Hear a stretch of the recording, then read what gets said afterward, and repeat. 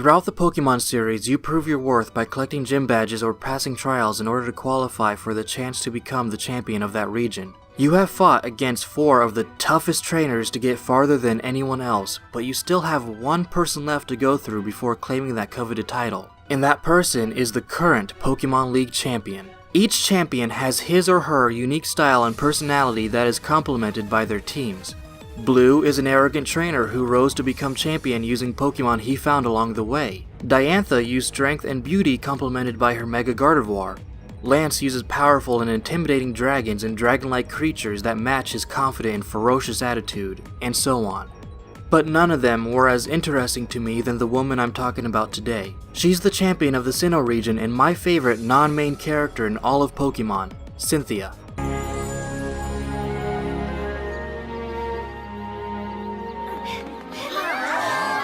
Whoa, it's really her! Cynthia the champion! She's even more ravishing live than on TV. I should be in her arms instead of ice cream.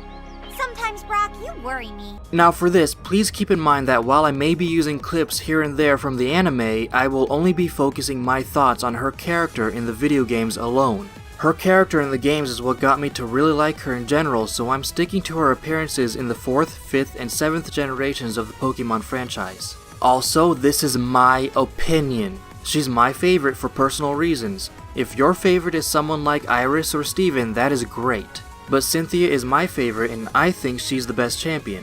I don't hold it as fact, it's just my opinion. But with that out of the way, why is she my favorite? I'm talking about her fashion statement here. This has nothing to do with her physical attributes that the artist decided she should have. I'm not the kind of guy who is into anime girls.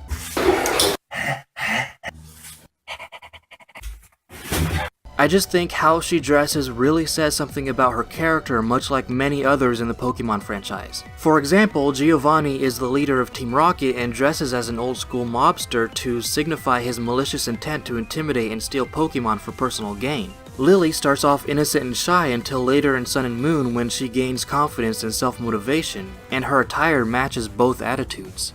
Cynthia is no different. She is a veteran trainer who is brimming with confidence in her ability as champion and the Pokemon she uses in battle. She looks and acts professional, and what she wears when you face off against her is the perfect complement to her personality throughout the game.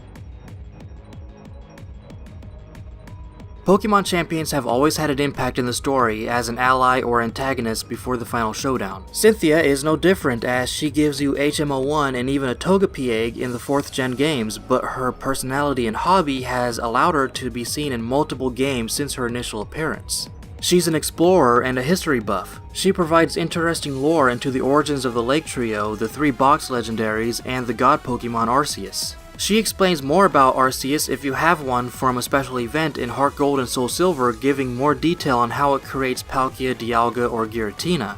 Even in the 5th gen, Cynthia has a reason for randomly showing up in a beach house. She's researching the ruins near Undella Town. Her reasons for showing up in the battle tree in Sun and Moon seem to be a little bit different because it just points out that she wants to fight strong trainers, but we can assume she'd be interested in the lore behind Alola and the Tapus to say the least. But aside from being an explorer, she does help out in the 4th generation's main story, with her hobby explaining the backstory to the Sinnoh region's legendary dragons and the Lake Trio. As I said earlier, she gives you the HM for cut, but she also tasks you with quests that help you learn about certain Pokemon and further the lore of Sinnoh, and is seen later in Platinum helping the player get through the Distortion World to stop Cyrus's plans. These show that she cares for the world, its history, and she's willing to aid a new generation of trainers to put an end to evil schemes.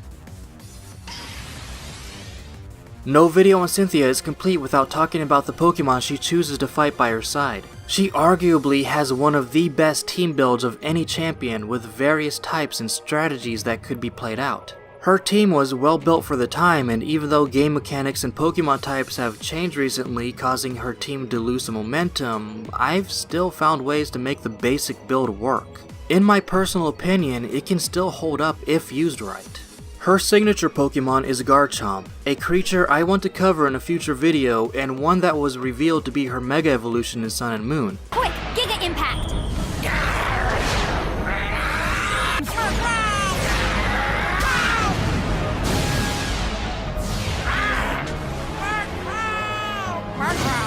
But at level 62, when you first fight her, this Pokemon caused my first loss when challenging the Pokemon League. I didn't know Cynthia's team at the time. It was my first time seeing a couple of those 4th gen Pokemon ever, so I didn't really know their types, and that Garchomp's raw power caused me to lose my first attempt at becoming Sinnoh's new champion. Though I did raise my team up 5 levels and wrecked that Landshark my second time around. But that's pretty much all I have to say about my favorite Pokemon League champion. Do you like her? Do you think she's overrated? Who's your favorite champion? Let me know in the comments, and with all that, I'll see y'all later. Come on, what say we forget the tournament and grab some lunch? I think you'll be dining alone as usual. There